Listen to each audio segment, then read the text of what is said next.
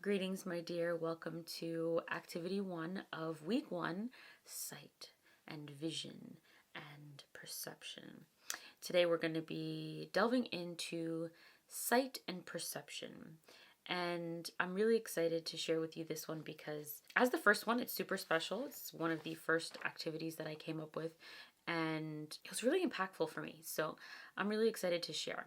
The first part of this video is going to be the explanation, and the second part of the video is going to be my experience going through these activities. So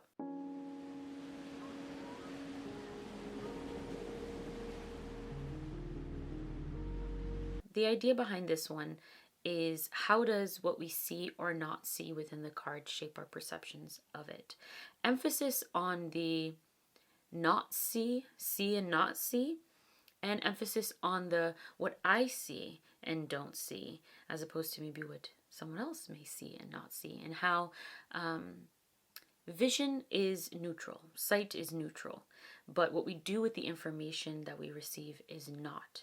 So like, I'm thinking of it as like a brain thing, right? Like you get the thing through your pupil, but how you respond to the information that you're getting, or even the information that you're getting, is a sort of, it's a perception as opposed to a fact.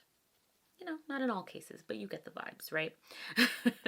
So yeah, the idea is, what you notice, what you don't notice, like I said, what you notice and don't notice, emphasis on what you notice and don't notice, has an effect on your meaning making and your actions. And so because each of us perceives differently, we're going to act differently. So the activity for today is pretty much going through, picking a card and noticing what you see and what you perceive that to mean, and how that influences your perception of the card or your meaning making of the card. And then looking at what you don't see, and so on. So first thing you're going to want to do is shuffle the deck. You're going to want to shuffle and pull a card. And so for this card, you're going to want to focus on what you see. Funnily enough, I'm filming this video without my glasses, so I can't actually see. I can't see. So that's really interesting. But yeah, so you're going to start with that first card. On the PDF, the directions are going to be there, and the space for you to put your answers in are also going to be there. Yeah, pretty much what perceptions your sight leads you to and what meanings you derive from those perceptions. So there's a column that says I see, a column for I perceive that to mean blank, and your overall meaning or message of the card. So, if you were to put that in a divinatory sense, what would you say that card means? What would you say that card is saying? What do you think is the meaning behind it based on what you're seeing? And the next, you're going to want to shuffle it up, pull another card, and then you're going to want to notice what is not there. What is absent, missing, lacking? Of course, this is probably going to begin from what you do see, but the question is, what do you perceive as not being there, and what conclusions and meanings do you come to based on what you find to be absent? I think that makes more sense when you do it as you're looking at the card. It could be legitimately like what you feel like isn't there, like there's no background, or there's not a lot of color, or maybe even just being like there's specifically not green or there's specifically not blank. Like, I know, like, for example, like there's no animal here, so what could that mean? Or there's no people in this one, so what could that mean? Things like that. But you can kind of take that in any direction, and I think it's really interesting to sort of exercise that pathway of thinking and perceiving. So the columns are same as the last, except it's I don't see. Right, so I don't see, and I perceive that to mean, and then what the meaning and message of that card would be based on those sights or lack of sights and perceptions.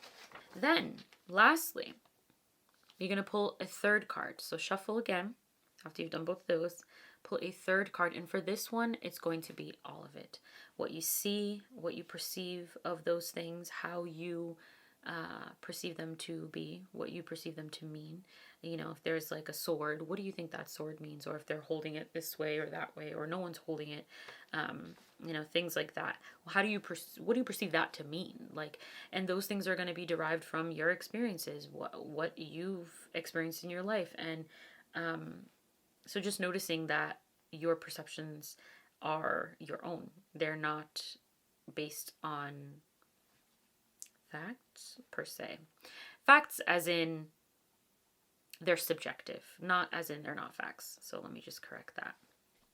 And then looking at what you don't see again, but all of this is for one card. So now you're looking at both aspects of what is there, what is not there, and then how that influences your vision, your sight, your perception of the card. So I found this activity extremely interesting and exciting. But where it got super interesting was the last question. I'm not going to share what the question is now because I think actually I don't want to influence the way that you perceive the activity as you go by talking about the question now. So there'll be a final question at the end. So after you've done that activity, there'll be a reflection question, journaling question that kind of brings that activity together for you. I think that one is really, really insightful, and that's where I found really the bulk of the interestingness happening. And after that, there is a Thoth IRL section that's really just meant to be a fun aspect of kind of taking the Thoth out into the world and choosing one of those 3 cards to sort of do an IRL looking and noticing around you if there are any parallels in the image that you see out in the world. So noticing similarities in color, in forms, and shapes, and things like that. So that's super fun. And yeah, what connections could they have with the meaning of the card? And just noting that if you want to take photos, take photos. It's meant to be a more creative, embodied thing. Whatever you want to do with it, pretty much. So that is the first activity, sight and perception. If you have any questions, let me know in the comments. And now I'm going to move into my experience of it. Okay, my dears, so for my experience, I loved this one. I really, really did. I don't know if I'm going to say that about every single one. But of course I will because I made it, so of course I enjoy it. But yeah, for this one, I did it. I did it already. I did it one time, and then I had to do it again once I sort of edited the PDF, like the worksheet, or I don't know what these are called, but once I edited the document, the PDF, I went ahead and did the whole thing again. Honestly, I completely forgot that I had already done it. But yeah, this second time, because it was complete in that way, it just hit different. So I'll just kind of jump into the first card that I got.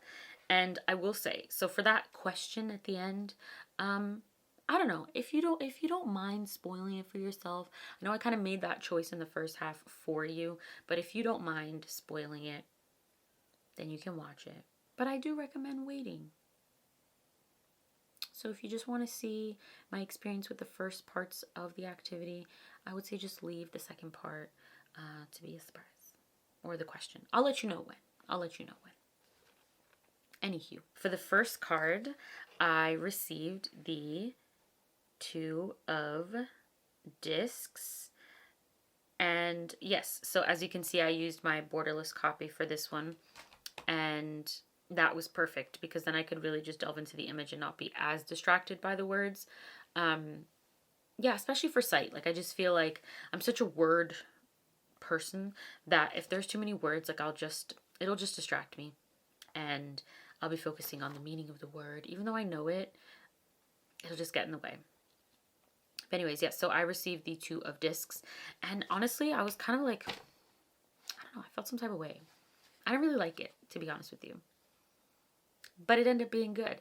So what was interesting to me, man, when you do thothtober 1 year after you've like read a book on the Thoth, you forget a lot. And of course, like, I know the word for this, I guess title slash keyword is change, right? So that I get, right? You have the snake and stuff. Well, actually, let's not get into that. So you have a snake with a crown was one of the first things I noticed. And then the snake coiled into the lemniscate, the infinity symbol. Technically, it's an 8, actually. It's not an infinity. It's an 8, which I didn't fully think about. I just kind of made it an infinity in my mind because it's not an 8 card. But, you know, that's for another story. There's always more things that I could have noted than I end up noting. So that's something, you know, don't put too much pressure on yourself that you have to like write every single thing that you see. But yes, the snake coiled into infinity, and then the yin yang elements, the yin and yang, and then the 4 elements on them. And then the colors blue and purple I was seeing as like predominant, and the snake eating the tail. So there were 3 things revolving around, not the word that I was going to say. I meant 3 things related to the snake, and the others, yeah. So with that, I kind of interpreted, or I perceived those aspects to mean, like with the snake with the crown, I felt it being like, this is a powerful being and energy. Can you see that well? That's pretty cool. It's actually super beautiful lighting. Yes, that it's a powerful being influencing me or the situation, like a powerful influence on it. Yeah, I don't know, with the crown, it's like, it's saying that it's powerful. It has sway.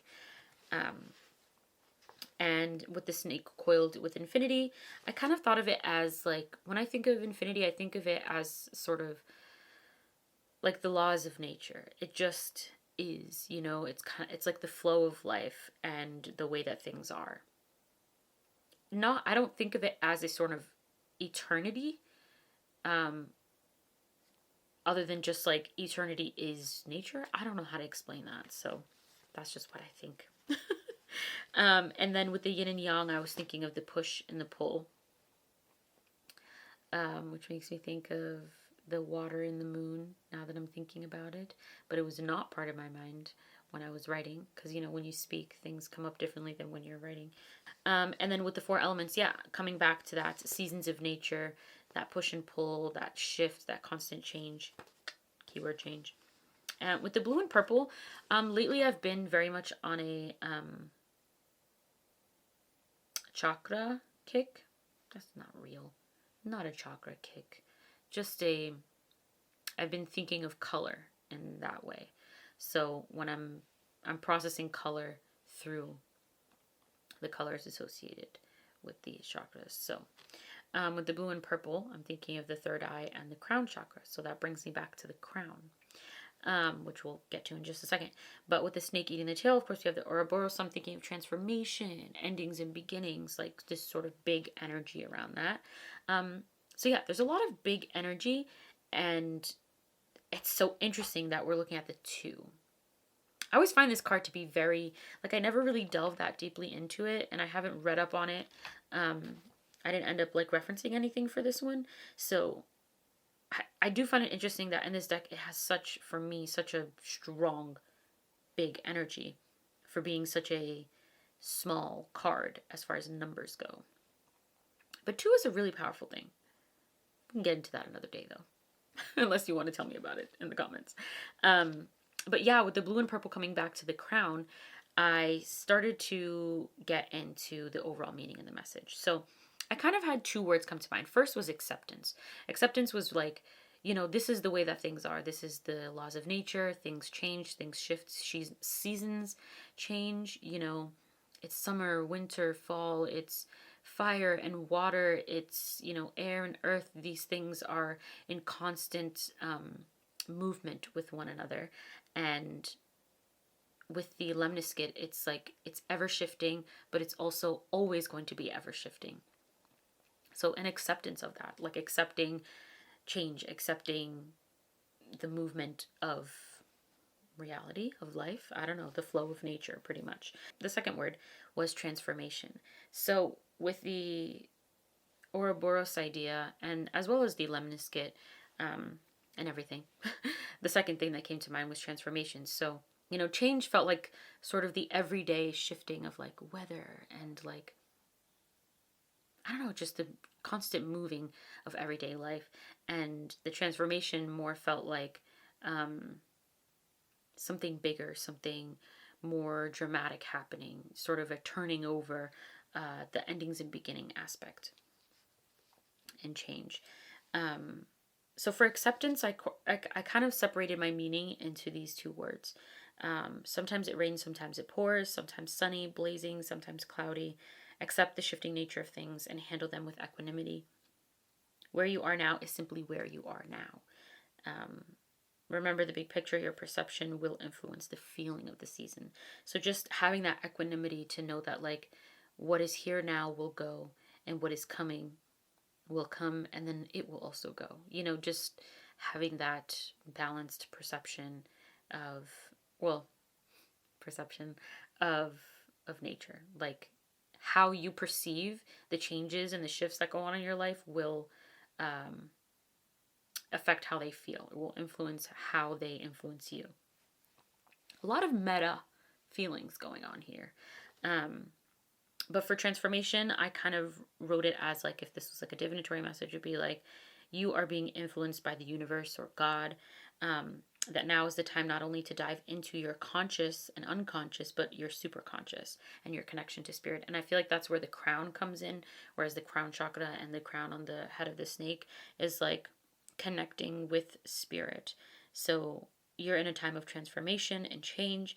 See how you can shed limiting perspectives. So I'm thinking of the white circle and the black circle and thinking of that as yin and yang as well, and how you can shed limiting perspectives and embrace the unknown, how you can be grounded yet perceive new realities. So kind of taking in that like receiving energy, but also active moving energy as well. That was really fun. That was really cool. Like I really enjoyed that. I really, really enjoyed that. So for the second card, this one was a little bit harder. And I think this prompt in general is a little bit harder. I got the Prince of Wands. This is the prince, right? Yeah. I gotta make sure. Yeah, we got the Prince of Wands. And so for that, it was kind of hard to notice what I didn't see. Like usually I go for color and shapes, but it worked out. It worked out. So I didn't see a lot of softness. It was kind of very sharp. I didn't see a lot of like ease or rest. Cool colors weren't really there. And it was kind of just one animal, whereas I know that some Thoth cards have multiple. So it was really no other figures, no other surroundings, situations going on. And you also, this ended up being an important aspect, you can't see behind this person. So they're facing me. So I guess I can't see what's in front of them either, and I can't see what's behind them. And I can't see what's behind them because of this like huge fiery energy behind them. Like on their back. It almost felt like it's part of them. Not just like something that's existing behind them, but that it's part of like their chariot or whatever. So I can't see what's behind them. I can't see what's in front of them. Technically I'm in front of them, but I can't see that. They're seeing me. There's not really water or earth element going on here. And the person's not wearing any clothes. And they're also not showing much emotion. Like what I would expect to see in my perception of fieriness and red and all that energy. I would expect to see maybe some like intense emotion, but there's none. So I perceived all these things to mean pretty much like without a lack of cool colors. Like I associate cool colors with like a sense of peace and ease and relaxation and soft pursuits. And since I'm not seeing that, I don't see that, I perceive this card to be more about and also not seeing like multiple animals or multiple symbols. I feel like it's very much about like a singular strength. This person has, or this person and the one animal have like a very focused fire, or alternately an encompassing fire, because there's nothing else. It's just all fire, it feels like. And not seeing behind him, I ended up kind of seeing this in different ways of like his past is the flame that keeps him going. So like all you can see is just the fire that fuels. or his past is absent, like he's irrelevant. I don't really know if that didn't feel totally right. And I think what made the most sense as far as like what not seeing his past visually for me felt like was that he's guided by the past, aka the ancestors. Because I also look at the elements in through the Dagara cosmology, which I learned from the books of Malidoma Patrice Somé from Burkina Faso. So I tend to look at fire. I think I've talked about this. I can't remember what video, but the animating and pervasive energy of all things, as well as where the ancestors are. So with this huge fire behind him, I really thought of that as him being sort of fueled and guided by the ancestors. And without water or earth, again, with the Dagara cosmology, I'm thinking of like this not having grief or dealing with grief, at least not in this snapshot, or even community. Not in the sense that community is irrelevant or unimportant to this person, but that comes back to like the singular strength and the singular focus and the singular effort of this like one person and this one being, this one lion. Yeah, so that's kind of what I got. Very much a lot of focus, and without the emotion on his face, or at least the emotion that I expect, the absence of my expected emotions or absence of maybe a clear emotion. I feel like I get focus. I don't get ambivalence, I get focus. And of course, all of these things are all influenced by my existing previous perceptions of the card as well. So like what I perceive that card to mean also plays a role. So ultimately, I took that message to really mean a singular focus on a passion and being purpose driven. So someone who is unburdened. So with their lack of clothing, I'm thinking of them as like not having anything covering their desire or sort of blocking. Not that clothes block, but you get the vibes. Nakedness is a sort of freedom and vulnerability and openness. So I think the word that came to mind was unburdened. So someone who's unburdened lives and acts with singular focus, singular strength, as well as the strength of the ancestors and the ancestors' heart. I don't know why the heart came up, but that was what came up. And then lastly, for this last card, it's quite a lot. I'm going to need some water. Lastly, we have...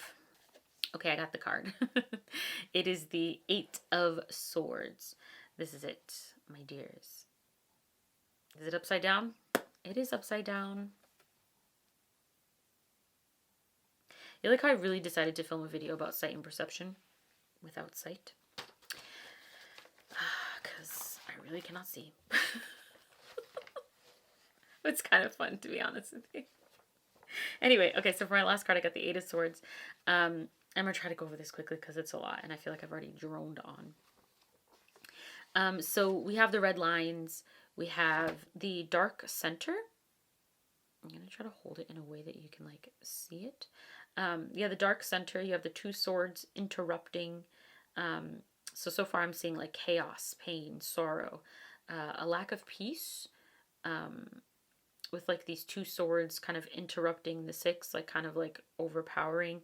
There's a sense of like opposition, like a strong opposition. They kind of look like bars and being trapped, which, you know, is my perception of the meaning in Rider-Waite-Smith is kind of showing up. But it also kind of looks like a ladder. So I perceive that to mean that maybe there's a climbing on you can climb out. There's a way out of whatever this opposition or trappedness is. And with the 2 big swords, it feels like it's overpowering because they're like bigger than the others. They're in front of the others. Yeah, there's a very sense of being overpowered. With the purple, once again, we're back into the chakras. I'm thinking of the crown again with liberation and unity. And with the red featuring the blue. So there's like the red lines, but they have some blue in them. So I feel like I get this sense of like, it feels like, I don't know why the word labyrinth came to mind, and like unstable, but with like pockets of good. because there's like some blue, and I guess like I said, I tend to associate blue with like feelings of like peace and ease. And so like with this red and having these like pockets of ease, I don't know, like I said, I don't know where the labyrinth came in, but there's a sense of instability, once again with the chakras, and feeling like that root is there. And then with the blue, I think of the throat, so I'm thinking of the power to speak. And with the swords having like different shapes, different handles, and they're being blocked, so I'm thinking of them as like having a lack of diverse thinking and feelings. And there's a sense of symmetry, so something about that. And I think like the brain tends to associate symmetry with like beauty and balance. So we'll come back to that. What I don't see in this card, I don't see like this like feeling of like, I don't know, openness. Like it doesn't feel open to me. Everything's like either covering something or behind something or feeling chaotic in the background. I don't see green. Like I said before, there's no green. There's no other colors, but I don't know why green just felt like the one that's not there. And also there's no people, there's no animals, there's no like, I guess there's things, like there's swords, but there's no like symbols, like identifiable symbols. Other than, I'm not looking at the astrological stuff. Like I'm not counting that personally. Kind of. I kind of am, but I'm not when I'm doing the exercise. So take with that what you will. And then, so without the green, I'm thinking of like desert, infertility as far as like land. Not that deserts are not fertile, because a desert is a whole other ecosystem, but you know, in the sense of like not having green, I'm like, well, green is abundance, you know, where I live, you know, it's a thing. So with the lack of people or animals, I felt like it gave this like, it's an internal thing, like it's not something that's it's anywhere, it's anyone, it's anything, but it's, I don't know, it's internal. It's not particular to a situation. So like we're not seeing a situation play out, or someone doing something, which I guess you don't often see with a thoth anyways, except for the majors, but they are there, so we're not seeing that. So I'm thinking of it as like an internal thing. There's no external solution is kind of the way I thought of it. So you can't look to anybody to give you something to say. There's no animal to find strength in. Like there's nothing there. So it's something that you have to find within yourself, I think. That's how I perceived it. No flowing lines. So everything's kind of like, well, besides the swords being like a little bit curvy, there's no like flow. Like nothing is like squiggly. It's all very like angled. So for me, the first thing that came to mind was like out of balance, stagnation as opposed to flow, and decisions. Because I was like back to the labyrinth thing. I was thinking like, instead of like going with the flow, you have to like, okay, turn left or turn right, or I don't know. It's like very much like opportunities for decisions to happen. And yeah, as opposed to surrendering to the flow. Hope that makes sense. But anyway, the pattern in the background, it doesn't feel like, I noticed that there's no pattern. Like it doesn't feel like there's an established pattern going on. So for me, that felt like chaos or disorder. And I don't know why, but I was like, there's no flowers. You know, all the cups cards have flowers. There's no flowers in the swords. And there's no flowers in this one. So without flowers, I'm thinking like no beauty, not beauty, no growth, no like receptivity. Like, I don't know, flowers just make me feel like they're just like very sensory and feelings, stuff like that. Not enough like feminine energy, if you will. So all of that in this meeting came together. For me, I put it as an overpowering presence is causing a lack of peace / harmony, but not a lack of beauty. Though this stagnancy is painful, there's an opportunity for liberation through the choices only you can make, and that is a beautiful thing. Quiet the chaos. Recognize that a lack of diverse thinking is a major problem here. The solution is within. What decisions can you make? What order can you create to get yourself out of the labyrinth? Can you recognize that the opposition is outnumbered?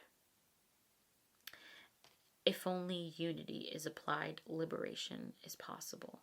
I forgot to mention this. I was looking at the 2 versus the 6. So 6 for me is like peace and beauty, but it's being overpowered. Anyway, so recognize that opposition is outnumbered. If only unity is applied, liberation is possible. And then as a side one, I put, you have the power to speak up against your opposition. Whew, that was a lot. That was a lot. That was a lot. And so the last question, I guess, is the debut of the question. So stop here if you don't want to be spoiled. The last question is pretty much, what do the cards I pulled say about my current circumstances and life at present? I might rephrase this in the PDF, so just be aware it might not sound the same. But you're not here, right? So you wouldn't know. Anyway, so yeah, like instead of just looking at those cards as like, that's the cards that I use for the activity. What about if we read those cards? What if those cards came up for a reason? What would they say about your life right now? Take those meanings, those divinatory messages, the things that you culminated and found within those cards, and apply them to you and your situation, your life at present. What would they say?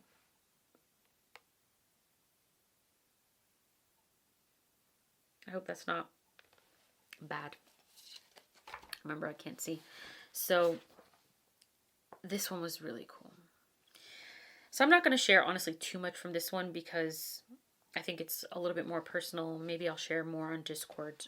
But yeah, for me, I looked at those keywords: acceptance, transformation, singular focus on passion and purpose-driven, unburdened, lives and acts with singular focus, singular strength, as well as the strength of the ancestor's heart. And then looking at, lastly, the big Eight of Swords.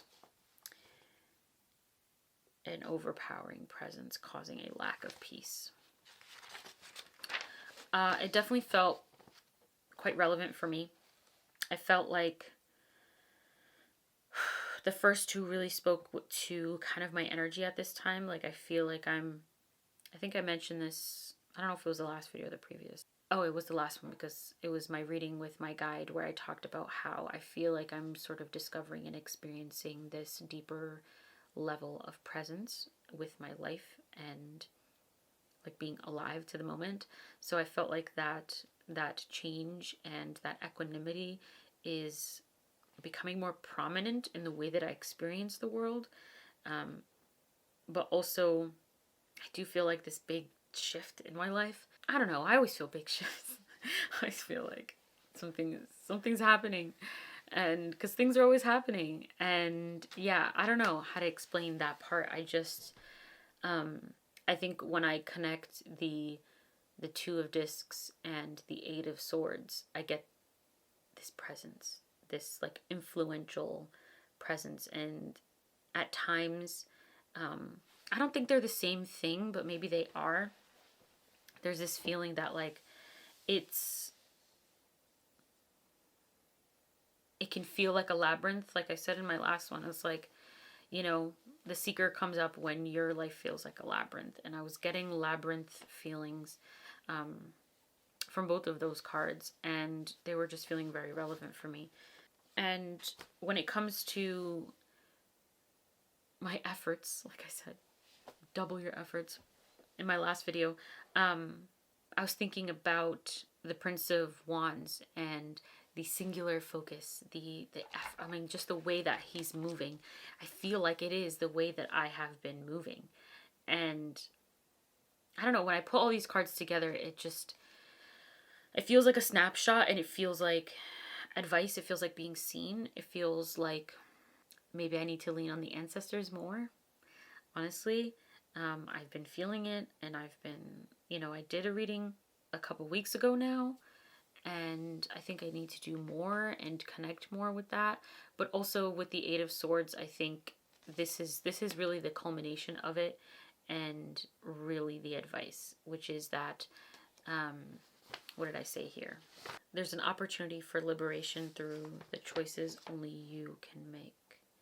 What decisions can you make? What order can you create to get yourself out of the labyrinth? Can you recognize the opposition is outnumbered? If only unity is applied, liberation is possible. So yeah, just thinking about just opening myself up to a more was that? Did you guys hear that? Opening myself up to more diverse thinking. I think that's all I have to share for this one. If I want to share more, like I said, I will share it in the Discord. If you want to join, the link is down below. The PDF is always going to be down below.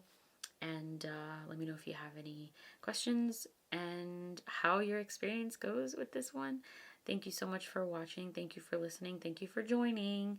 And even if you're not going to join, thank you for just watching and following along. I super appreciate you and all of you who are here. And I love you dearly. And I'll see you in the next one. Bye.